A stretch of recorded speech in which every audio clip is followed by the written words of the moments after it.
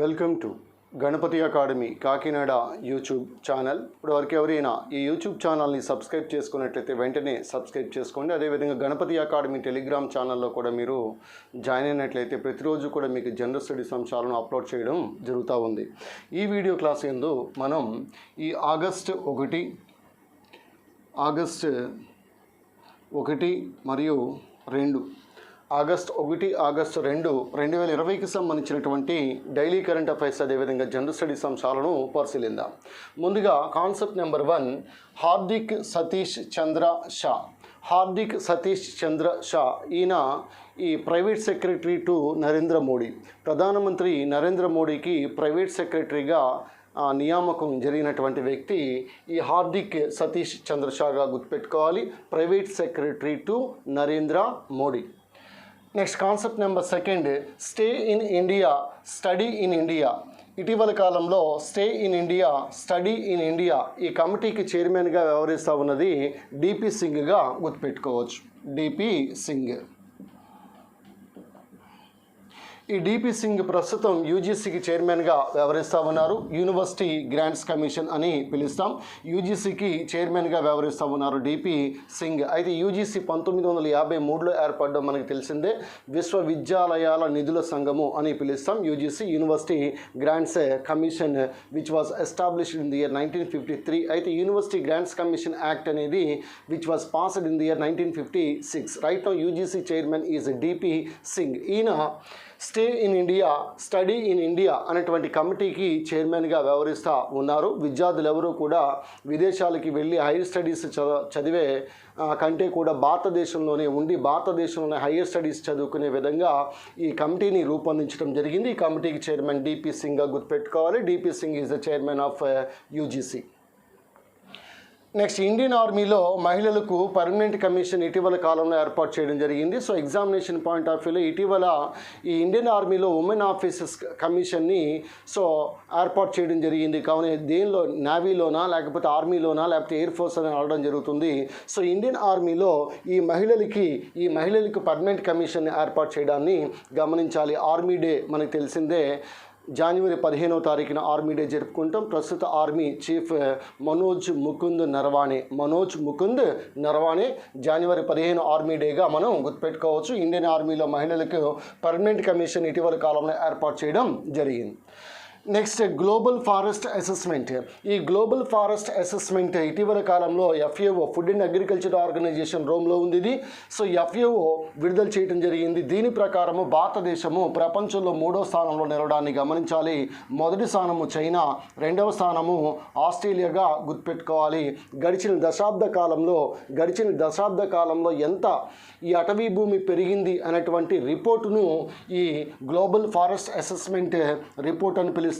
So దీన్ని FAO విడుదల చేయడం జరిగింది. దీనిలో భాగంగా ఇండియా 3వ స్థానంలో నిలవడాన్ని గమనించాలి. మొదటి స్థానం చైనా అయితే 2వ స్థానము ఆస్ట్రేలియా. అయితే ప్రతి సంవత్సరం గడిచినటువంటి దశాబ్ద కాలంలో యాన్యువల్లీ ప్రతి సంవత్సరం కూడా ఇండియాలో 0.38% అటవీ విస్తీర్ణం పెరుగుతున్నట్లుగా ఈ గ్లోబల్ ఫారెస్ట్ అసెస్మెంట్ పేర్కొనడం జరిగింది.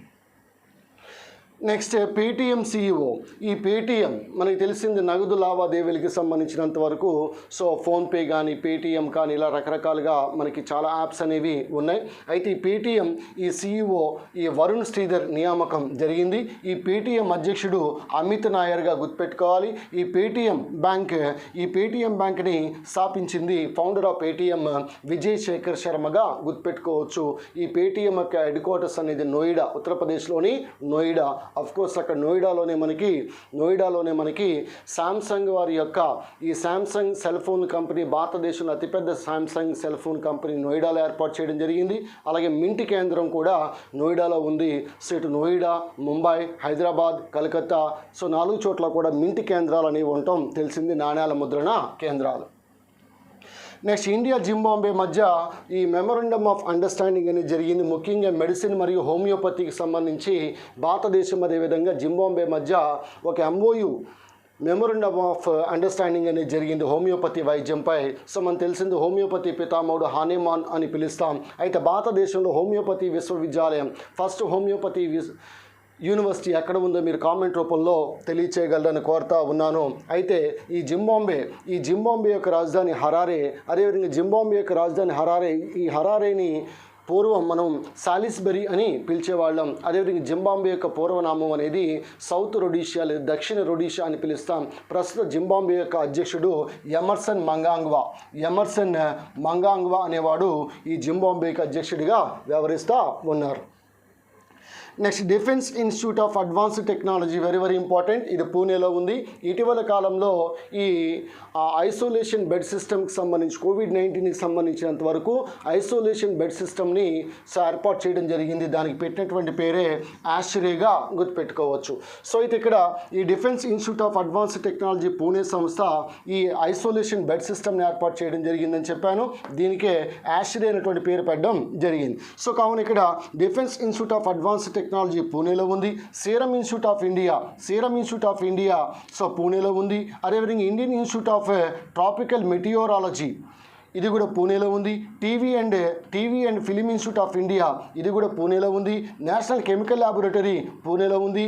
నేషనల్ ఇన్స్టిట్యూట్ ఆఫ్ వైరాలజీ కూడా పూణేలో ఉండటాన్ని గమనించాలి. పూణేని మనం దక్కన్ క్వీన్ అని పిలుస్తాం. పూణే ముతా నది ఒడ్డున ఉండటాన్ని కూడా మనం గమనించవచ్చు. Next operation legend. ఈ ఆపరేషన్ లెజెండ్ అమెరికా అధ్యక్షుడు డొనాల్డ్ ట్రంప్చే స్టార్ట్ చేయడం జరిగింది. ఇటీవల కాలంలో జార్జ్ ఫ్లాయిడ్ మృతి అనంతరం సో అమెరికా రాష్ట్రాల్లో చాలా రాష్ట్రాల్లో అల్లర్లు అనేవి జరగడం మనం చూసాం. అటువంటి అల్లర్లు అణిచివేయడం కోసం ఈ ఆపరేషన్ లెజెండ్ అనేటువంటి కార్యక్రమాన్ని తీసుకురావడం జరిగింది యుఎస్ఏ లేకపోతే అమెరికా. Next Puntius sanctum. ఈ పుంటియస్ శాంక్టమ్ అనేది దిస్ ఇస్ న్యూలీ ఫౌండెడ్ ఫిష్గా మనం గుర్తుపెట్టుకోవచ్చు. సో ఇటీవల కనుగొనబడినటువంటి ఒక చేపగా గుర్తుపెట్టుకోవచ్చు పుంటియస్ శాంక్టస్ తమిళనాడు రాష్ట్రంలో. అయితే భారతదేశంలో ముఖ్యంగా నేషనల్ ఫిష్ ఆఫ్ ఇండియా అని దేని పిలుస్తామో మీరు ఖచ్చితంగా కామెంట్ రూపంలో తెలియచేయగలరని కోరుతా ఉన్నాను. అదేవిధంగా తెలంగాణ రాష్ట్ర చేప యొక్క శాస్త్రీయనామం కూడా మీరు కామెంట్ రూపంలో తెలియచేయగలరని కోరుతా ఉన్నాను. ఆంధ్రప్రదేశ్కి చేప లేదు. సో కావున ఇక్కడ ఈ తెలంగాణ రాష్ట్రం యొక్క చేప, అదేవిధంగా జాతీయ చేప యొక్క శాస్త్రీయనామాలు మీరు కామెంట్ రూపంలో తెలియచేయగలరని కోరుతా ఉన్నాను. So herbal roads, so very good ఇనిషియేటివ్గా చెప్పొచ్చు.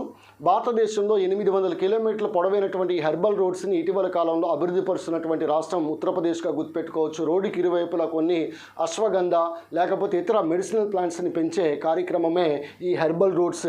సో వెరీ గుడ్ ఇనిషియేటివ్గా మనం చెప్పవచ్చు. ఉత్తరప్రదేశ్ ముఖ్యమంత్రి ఆదిత్య యోగినాథ్, ఉత్తరప్రదేశ్ యొక్క గవర్నర్ ఆనందీబెన్ పటేల్, మధ్యప్రదేశ్ గవర్నర్ కూడా ఆనందీబెన్ పటేల్గా గుర్తుపెట్టుకోవచ్చు. Next BRICS environment ministers meet. ఈ BRICS environment ministers meet Russia అధ్యక్షతన జరగబోతా ఉంది. సో 2021లో అయితే భారత అధ్యక్షతన జరగబోతా ఉంది. ఇది BRICS environment ministers meet Russia ప్రెసిడెన్సీగా గుర్తుపెట్టుకోవచ్చు.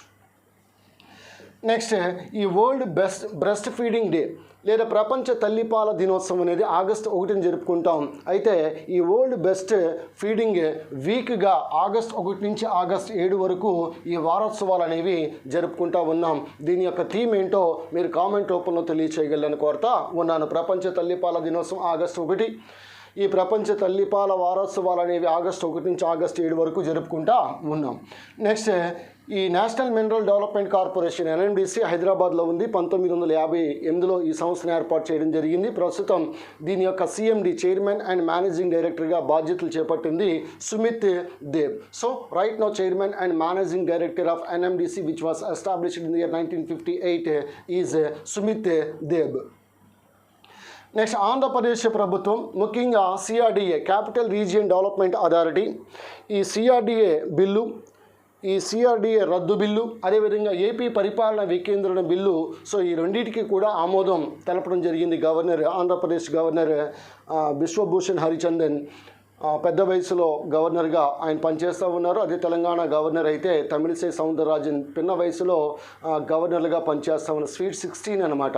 ఓకే, సో ఇక్కడ మనం గమనించాల్సింది ఈ సిఆర్డిఏ రద్దు బిల్లు, అదేవిధంగా ఏపీ పరిపాలన వికేంద్రీకరణ బిల్లుకు గవర్నర్ ఆమోదం తెలపడం జరిగింది. తద్వారా ఆంధ్రప్రదేశ్కి 3 రాజధానులు ఎగ్జిక్యూటివ్ క్యాపిటల్గా విశాఖపట్నం, లెజిస్లేటివ్ క్యాపిటల్గా అమరావతి, అదేవిధంగా జ్యుడిషియల్ క్యాపిటల్గా కర్నూలు. ఆల్మోస్ట్ ఈ క్యాపిటల్స్ 3 క్యాపిటల్స్ అనేవి దక్షిణాఫ్రికా మాదిరిగా అక్కడ ఉన్నటువంటి 3 క్యాపిటల్స్ మాదిరిగా తీసుకురావటం జరిగింది. ప్రిటోరియా కానీ కేప్ టౌన్ కానీ బ్లూమ్ ఫౌంటైన్ 3 క్యాపిటల్స్ దక్షిణాఫ్రికాలో ఉన్నాయి. దక్షిణాఫ్రికాలో కూడా ఇంచుమించు 6 కోట్ల వరకు జనాభా ఉన్నారు. ఆంధ్రప్రదేశ్లో కూడా సుమారు అంతే జనాభా ఉండటాన్ని గమనించాలి అనధికారికంగా.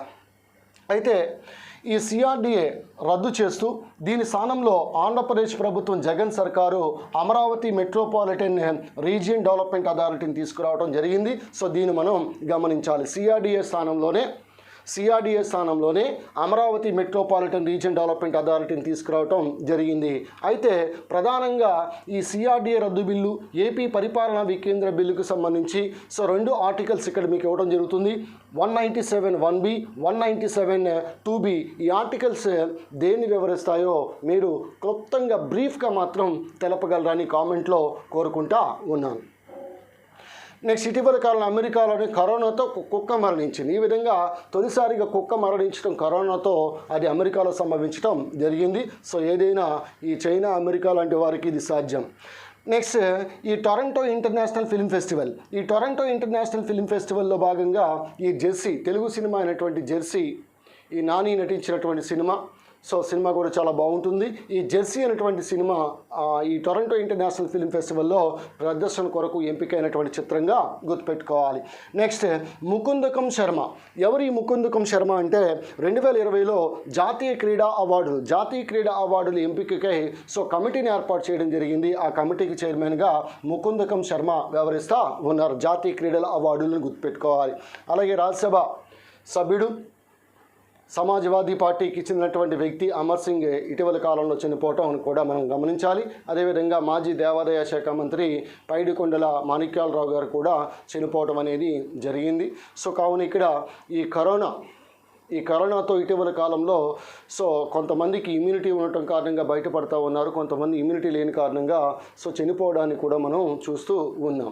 సో ఏమైనప్పటికీ కూడా కరోనా కేసెస్ రాను పెరుగుతూ ఉన్నాయి. ఈ ఆగస్ట్ నెల చాలా కేర్ తీసుకోవాల్సినటువంటి అవసరం ఉంది.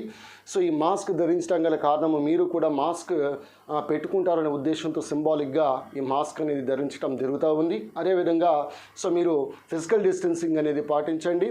భవిష్యత్తు ఈ ఆగస్ట్, సెప్టెంబర్ ఈ 2 నెలలు కనుక దాటినట్లయితే యథావిధిగా మునుపటి జీవనం అనేది వస్తుంది. Before corona, after corona. మాదిరిగానే మనం ఆఫ్టర్ కరోనా కాలంలో హోప్తో మనం జీవించడానికి ఆస్కారం అనేది ఉంది.